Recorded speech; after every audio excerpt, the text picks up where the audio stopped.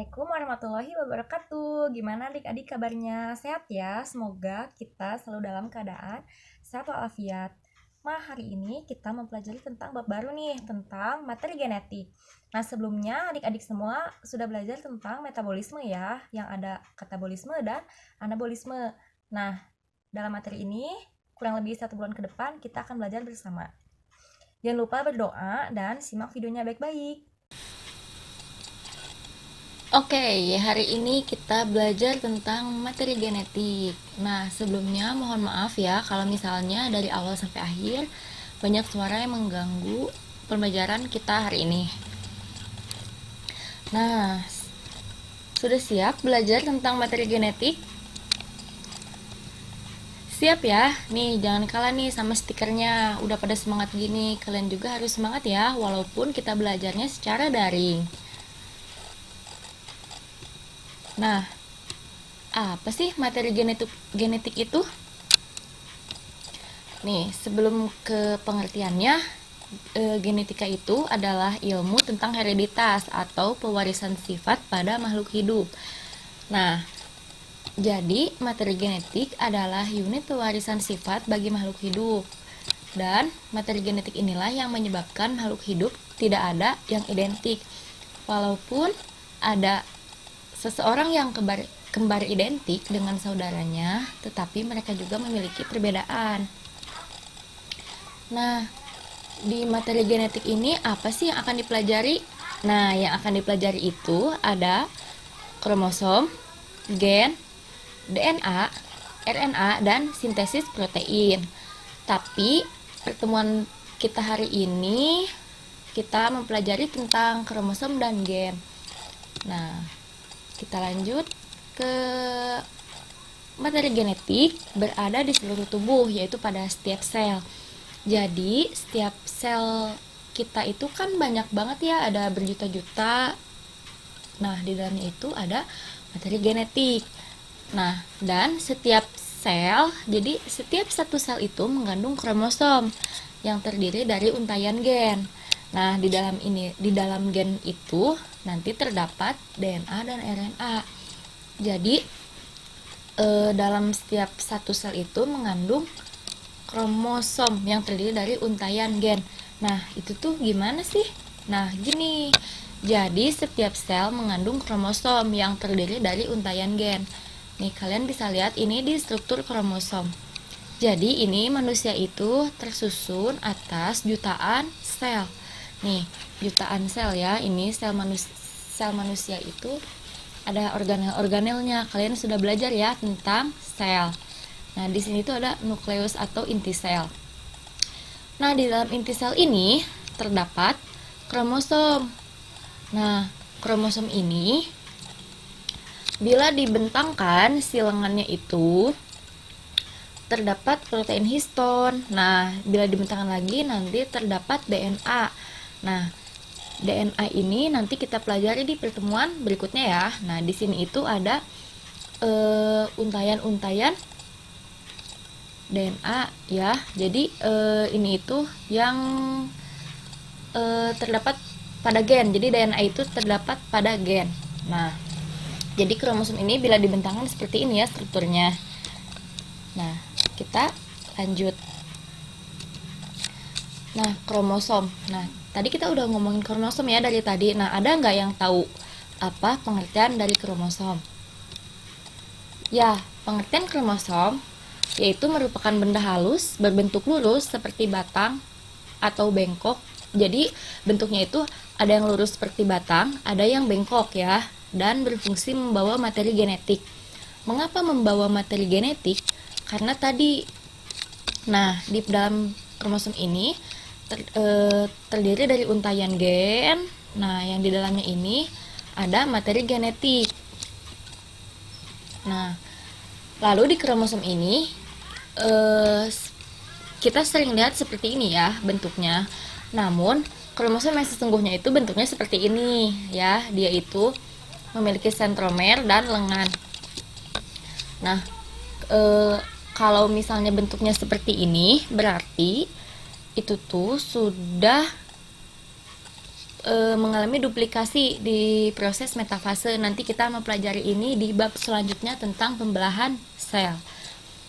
Nah, di kromosom ini kita akan mempelajari 3 materi tentang yang pertama ada struktur kromosom, yang kedua ada bentuk kromosom, dan yang ketiga ada macam kromosom. Nah, yang pertama itu ada struktur kromosom. Nah, struktur kromosom itu yang pertama ada sentromer. Sentromer itu tempat melekatnya benang spindel dan yang berperan menggerakkan kromosom saat pembelahan sel. Nah, sentromer ini ya yang bentuknya bulat. Jadi, dia itu berperan untuk menggerakkan si kromosom saat pembelahan sel. Terus melekatnya benang spindel. Nah, jadi terus melekatnya lengan. Sentromer itu ya, fungsinya untuk itu. Lalu lengan kromosom, bagian yang mengandung kromonema. Nah, kromonema itu ini yang ada di dalam si kromosom. Nah, kromonema ini mengalami pembelahan yang disebut kromomer atau menjadi granula besar. Nah, kromomer ini yang ada di dalam si kromonema ini pembawa sifat keturunan yang disebut lokus gen. Nah, jadi bisa lokus gen ini nanti membawa sifat-sifat keturunan untuk makhluk hidup selanjutnya. Nah, di sini ada matriks. Matriks ini selubung pembungkus kromonema. Jadi dia itu yang membungkus ya. Dan yang terakhir satelit. Satelit ini tambahan. Jadi struktur tambahan yang ada di kromosom yang letaknya di ujung. Seperti ini ya. Nah, bentuk kromosom ini berdasarkan jumlah sentromer. Nah, sentromer ini yang tadi ya, yang bulat.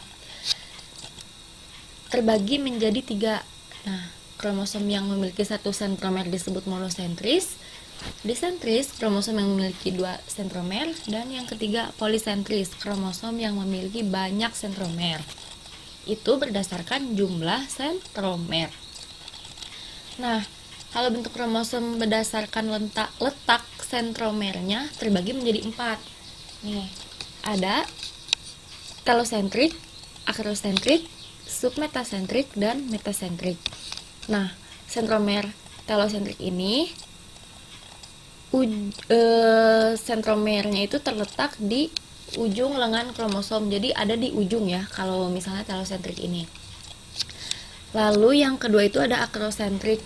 Nah, akrosentrik ini sentromernya itu terletak di dekat ujung si lengannya kromosom. Jadi ini tuh hampir di ujung tapi belum ya. Ini bedanya telosentrik akrosentrik. Nah, lalu yang ketiga ada submetasentrik. Submetasentrik ini letak sentromernya itu hampir di tengah tetapi belum di tengah. Nah, itu tuh yang menyebabkan si lengan keduanya itu menjadi berbeda ukurannya ya. Jadi submetasentrik itu hampir di tengah si sentromernya. Kalau metasentrik itu yang si sentromernya itu ada di tengah, yang jadinya si lengannya itu memiliki ukuran yang sama panjang. Jadi bisa ya membedakan antara keempatnya berdasarkan letak sentromer. Nah, yang tadi ya nih, telosentrik itu berada di ujung lengan kromosom, akrosentrik di dekat ujung, submetasentrik agak di tengah, dan metasentrik terletak di tengah lengan kromosom. Lalu macam-macam kromosom. Nih, kita bisa lihat ya di sini ada jumlah kromosom pada suatu organisme. Di sini banyak sekali organisme mulai dari animalia dan plantae ya, lihat. Ada fungi, di sini juga ada fungi. Nah, di sini itu manusia memiliki jumlah kromosom 46. Nah, simpanse, kera, dan lain-lain bisa dilihat detailnya ya. Nah,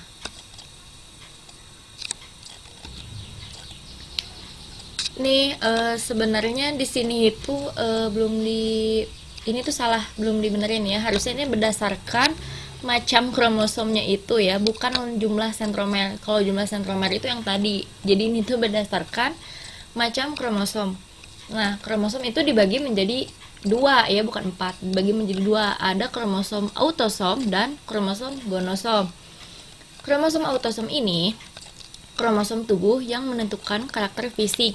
Jadi kromosom ini yang menentukan seseorang memiliki rambut hitam, kulit putih, kulit hitam misalnya ya. Jadi itu yang menentukan itu dari kromosom autosom dan bersifat 2N atau diploid.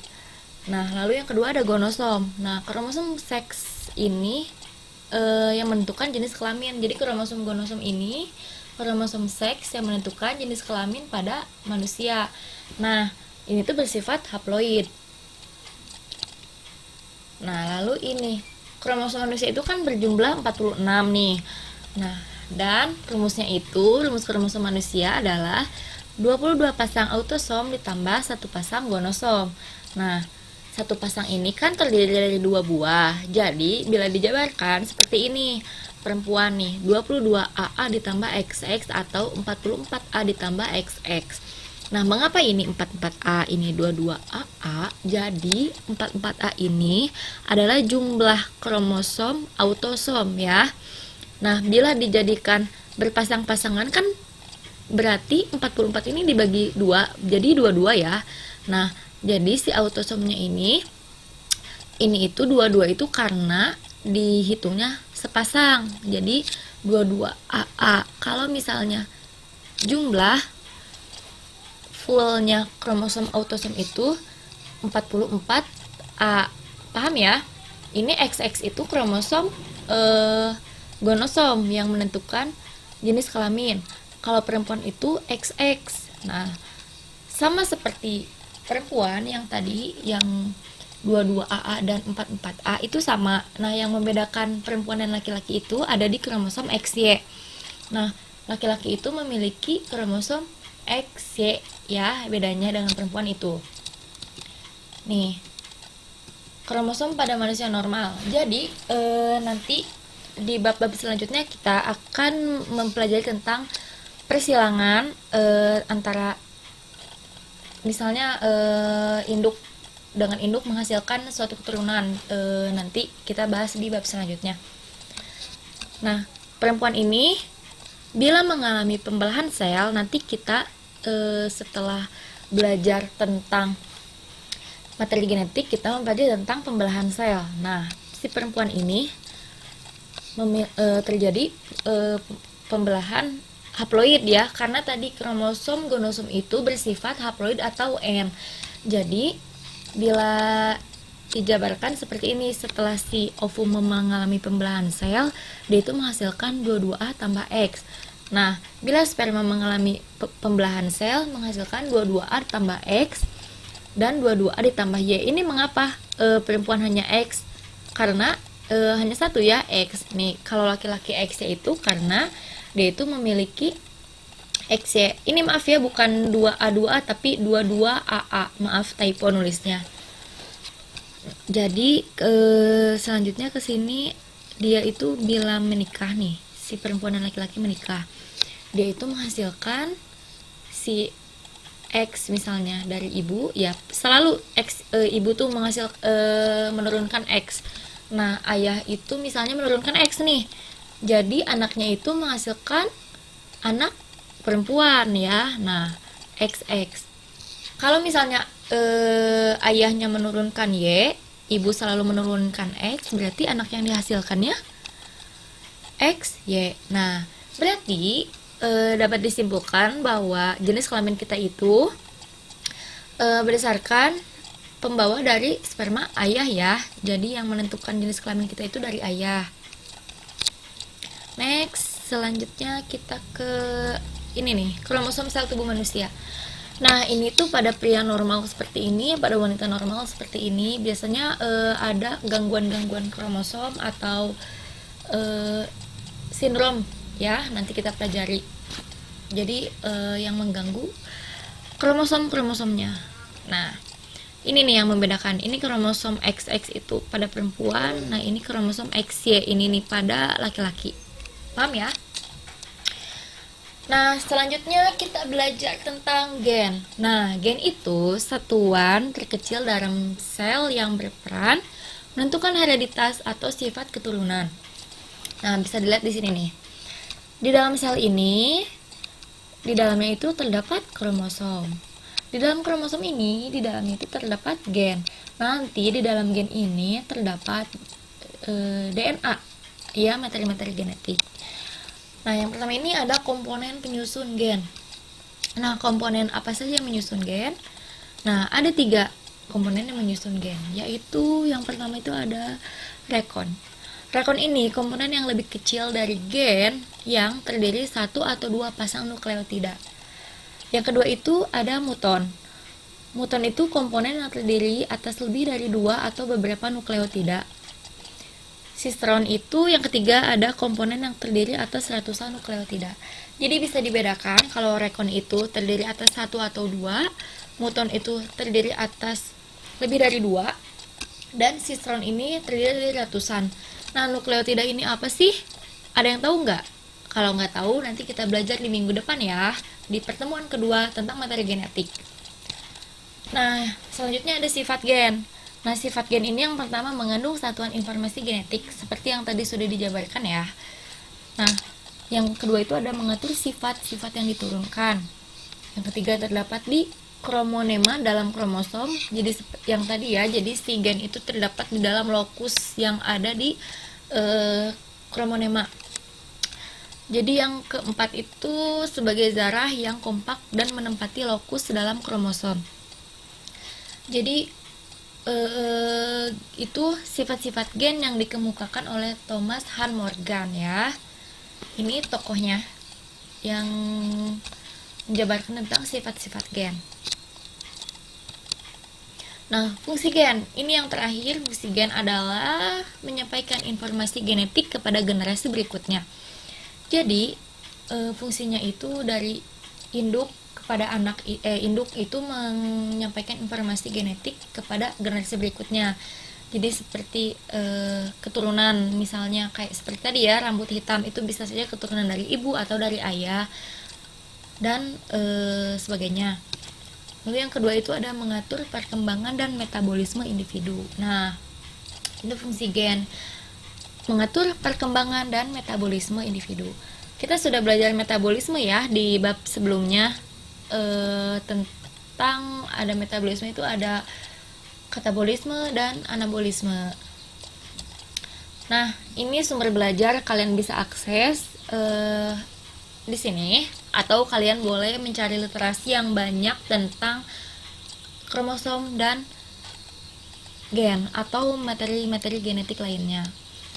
Nah, alhamdulillah sekian pembelajaran hari ini, semoga bermanfaat. Jangan lupa semangat selalu karena kita sedang diuji dengan pandemi ini. Selalu disabarkan hatinya dan mengikuti pelajaran dengan baik. Semoga bermanfaat ya. Assalamualaikum warahmatullahi wabarakatuh. Jangan lupa diskusi kita lanjutkan di grup ya.